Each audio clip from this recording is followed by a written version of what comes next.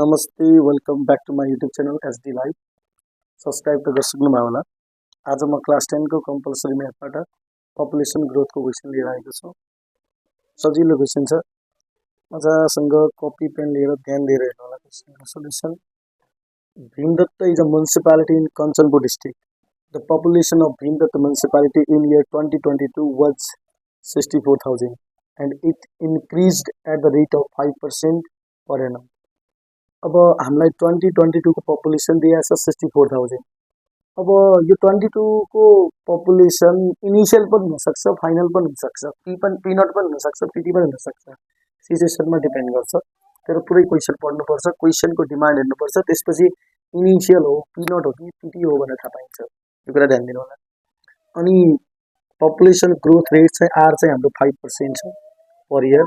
Find the population of the municipality in 2024 2024 को population निकाल्नु छ। इन्क्रिज्ड पपुलेसन इन 2 इयर्स, सेकेन्डमा इन्क्रिज्ड पपुलेसन निकाल्ने भनेको छ। इन्क्रिज्ड पपुलेसन इन 2 इयर्स भनेको छ, ध्यान दिनु होला। इन्क्रिज पपुलेसन निकाल्ने छ। थर्डमा assuming a consistent growth rate, त्यही रेटलाई हामीले कन्सिस्टेन्ट मान्ने, फिक्स मान्ने, चेन्ज भएको छैन भन्ने सम्झिने। Calculate the population for the year 2020 को लागि पपुलेसन निकाल्ने। By what percentage is the population in year 2024 more than the population in year 2020 को। 2020 को पपुलेसन भन्दा 2024 को पपुलेसन कति पर्सेन्टले बढी छ त्यो निकाल्नु पर्दैन, पर्सेन्टेज निकाल्नु पर्दैन। एकदमै सिम्पल क्वेसन मैले सुरु गरेँ। अब पहिला यो सोल्युसन स्टार्टिङ मैले हियरबाट गरेँ। हामीलाई बाइ द वे मार्क्स त 1 2 3 4 को मिल्ने हो, तर पनि हामी सम डेटा कलेक्सन गरिहाल्छौँ। कमन डेटा जो जन नभई नहुन्छ लेखिहाल्छौँ। मैले लेखिहालेँ population in the year 2022 is equal to 64,000 छ। अनि ग्रोथ रेट हाम्रो आर छ, यहाँ ग्रोथ रेट आर छ 5%। यो चाहिँ इयरली छ परेन। अब मैले सिधै आई नम्बर सुरु गरेँ। आई नम्बरको क्वेसन पढ्दै find the population of the municipality in 2024 2024 को पपुलेसन हामीले पत्ता लगाउनु छ। हामीलाई गिभन छ 2022 को पपुलेसन भनेपछि यहाँ मैले इयरबाटै सुरु गरेँ। आई नम्बर अलग अलग सेपरेट बनाउनुपर्छ, ध्यान दिनु होला। हरेकको अलग अलग मार्क्स एक्जाममा पेपरमै मेन्सन गरेको हुन्छ, ध्यान दिनु होला। मैले यहाँ इनिशियल पपुलेसन भनेर लेखेँ। इनिशियल पपुलेसन इन इयर 2022 ले इनिशियल पपुलेसन मात्रै लेख्दा पनि हुन्छ। मैले कुन इयरको लेखे हो त यो 2022 को। इनिशियल किन माने, किनकि मैले 2024 को निकाल्नु छ भने 2022 को इनिशियल हुने भयो, बुझ्न सक्नुहुन्छ। अनि कति छ त 2022 को 64,000। अनि हाम्रो आर छ, मैले डाइरेक्ट लेखेँ 5%, माथि मेन्सन छ।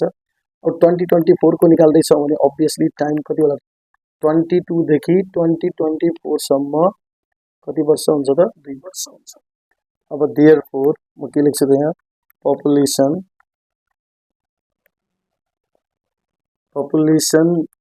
इन इयर 2024 लाई हामीले सिधै पीटी लेख्दा पनि हुन्छ, पी2 लेख्दा पनि हुन्छ, पी को सफिक्समा तल 2024 लेख्दा पनि हुन्छ। फर्मुला के हो त, पी टाइम्स पी नट भन्ने गरेको छु मैले। P naught times 1 plus R upon 100 को पावरमा कति छ, टी। अब यहाँ भ्याल्यु राख्छु, ध्यान दिएर हेर्नु। ओके, अब यहाँ चाहिँ हाम्रो पी नट भनेको 2022 को पपुलेसन कति हो, 64,000। अनि 1 प्लस आर भनेको त 5% ओपन 100 पर्सेन्टै हटाउन 100 राखेको टाइम कति भयो। अब क्यालकुलेसन गर्दा पनि सबभन्दा पहिले स्मल ब्राकेटको सिम्प्लिफाई गर्ने। 64,000 मजाले 5 ओपन 100 गर्ने 0.05 आउँछ, 1 जोड्ने कति आएर 1.05 आयो। यसको के भयो त whole square.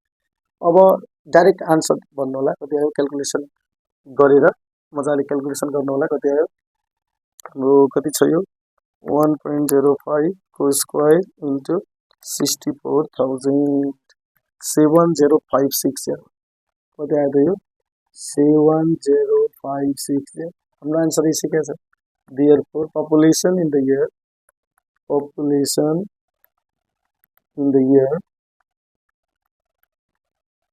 2024 is equals to कति रहेछ त 70,560 रहेछ।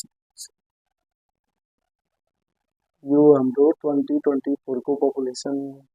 यो 1 मार्क्स को सोधेको छ भने चाहिँ 1 नम्बर, 2 मार्क्स को सोधेको 2 नम्बर, 2 मार्क्स मै सोध्छ। अहिले चाहिँ एक्जाम ओरिएन्टेड भन्दा पनि मैले डाइरेक्ट पपुलेसन ग्रोथ भन्ने चाहिँ कसरी बुझ्ने क्वेशनैबाट सिधै बुझाउन खोजिरहेको छु। सिम्पल क्वेशन लिएर चाहिँ यसपछि अलिकति यो भन्दा अलिकति फरक लिन्छ।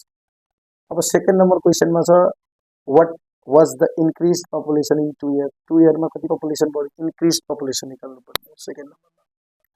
सेकेन्ड नम्बरमा हामी निकाल्नु पर्ने increase population, increase population in 2 years. 2 वर्षमा कति भयो, 2024 में 70560 भएको छ। 2022 में 2024 को बाट 2022 बाट कति आउँछ त ठ्याक्कै 6560। क्याल्कुलेट गर्नु होला, 6560 हाम्रो इन्क्रीज पपुलेसन आइसक्यो। यहाँनिर यसरी फर्मुला लगाएर गर्नुहुन्छ भने चाहिँ के गर्नुपर्छ, पिटी माइनस पी नट गर्दा पनि डाइरेक्ट लेख्दिएँ मैले यहाँ। थर्ड नम्बर, अब थर्ड नम्बर को क्वेश्चन में गए म ब्याक। थर्ड नम्बर को क्वेश्चन में हामीलाई भनेको छ assuming a consistent growth rate. यो ग्रोथ रेटलाई के गर्नुस्, यही छ भने सम्झिनुस्। यो ग्रोथ रेटलाई यति सम्झिनुस्, जति छ त्यति 5% छ भने 5% फिक्स भयो भने सम्झिनुस्। Calculate the population for the year 2020 को पपुलेसन निकाल्नु छ। त्यसको लागि हामीले 2020 भनेको त सुरुको भयो, मतलब हामीले यो क्वेशनमा निकाल्नु पर्ने भनेको population in the year for the year कति त 2020 को निकाल्नु पर्ने। यो भनेको त इनिशियल पपुलेसन मान्दा मजाले भइहाल्यो। अब हामीले पपुलेसन म यस्तो गरिदिन्छु, पपुलेसन इन द इयर 2022, यसलाई म पिटी भन्छु। हामीले 2022 को पपुलेसनलाई लिए पनि हुन्छ, हामीले 2024 को पपुलेसनलाई लिए पनि हुन्छ। 2022 को लिनुहुन्छ भने टाइम 2 इयर हुन्छ, 2024 को लिनुहुन्छ भने टाइम 4 इयर हुन्छ। फरक जति मात्रै हो, रेट त्यति नै छ फिक्स। यो नै लिए मैले 64,000। अब टाइम कति भयो त यो बीचमा, टाइम कति भयो क्लियर देखिरहेछ 2 इयर छ। अनि कन्सिस्टेन्ट रेट भनेको छ आर भनेको कति भयो त 5% नै भयो।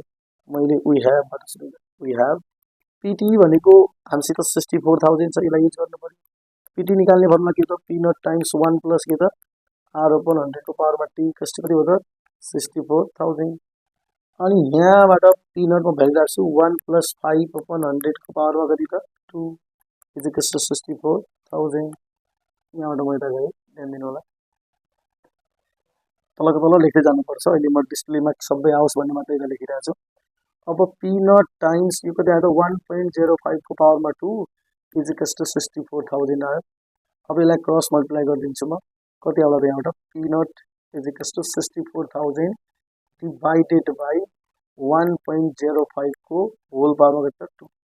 क्याल्कुलेट गर्नुस् पी नट को भ्यालु कति आउँछ त। यसो गरिदिएपछि मैले क्याल्कुलेट गरेँ 58049 डेसिमल 80 आउँदैछ। 58049 डेसिमल 80। यसलाई हामी एप्रोक्सिमेटली कति भन्न सक्छ त 58050 भन्न सक्छ। देयरफोर राउन्ड अफ गरिदिएँ मैले, पपुलेसन डेसिमलमा नलेख्नु, त्यही भएर के आयो त population the population in year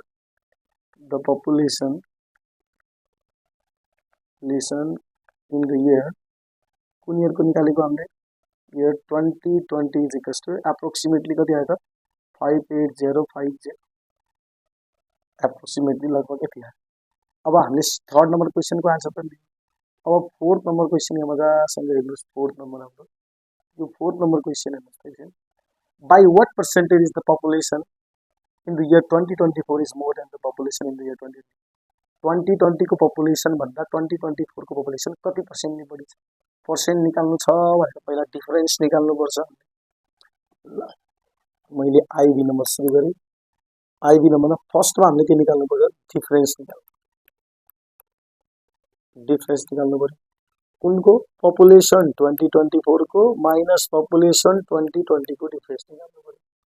अब 2024 को पपुलेसन हाम्रो कति आएछ, भर्खरै माथि आएको थियो 70 कति थियो 70560 70560 हाम्रो डिफरेन्स हो 70560 2024 को 2020 को यहाँ भर्खरै यहाँ माथि चाहिँ कति आयो 5805 यो डिफरेन्स निकाल्दाखेरि क्याल्कुलेट गर्नुमा डिफरेन्स कति आउँछ त हाम्रो 12510 आयो 12510 अब पर्सेन्टेज निकालौं पर्सेन्टेज निकाल्ने फर्मुला जसलाई पर्सेन्टमा कन्भर्ट गर्नु छ त्यसलाई माथि जसको रिस्पेक्टमा हो त्यसलाई तल 2020 सित कम्पेयर गर्ने भने 58050 इन्टु कति भयो त 100% भनेपछि क्याल्कुलेट गरिसकेपछि 21.55% आउँदैछ अब हामीले आन्सर लेख्नु पर्छ देयरफोर द पपुलेसन हरेकमा आन्सर फर्काउनु पर्छ नि population in the year 2024 is 21.55%. 21.55% more than in 2020. 2020 मा जति पपुलेसन छ त्यसको 21.55% बढी कुन इयरमा छ त 2024 मा छ। अब एक्जाम मोडेल त एक्ज्याक्टली यही होइन हो नि। अब एक्जाममा त 1K 1U HA A हो नि U सोध्छ K सोध्छ अनि हाम्रो A सोध्छ HA सोध्छ। अन्डरस्ट्यान्डिङ लेभल गयो क्वेशन 1 मार्क्स को, नलेज को 1 मार्क्स को, एप्लिकेसन हिसाब गर्ने हो नि यसरी नै फर्मुला हिसाब गर्ने 2 or 3 मार्क्स को, हायर एबिलिटी को 1 क्वेशन जस्तै यो आईबी नम्बर चाहिँ हायर एबिलिटीमा छ। अरु पनि छन् मिलेको त छ तर यो भन्दा पनि टक्क अझ मिलेको क्वेशन आउँछ। यो भेरी इजी क्वेशन हो ध्यान दिनु होला। Okay thank you.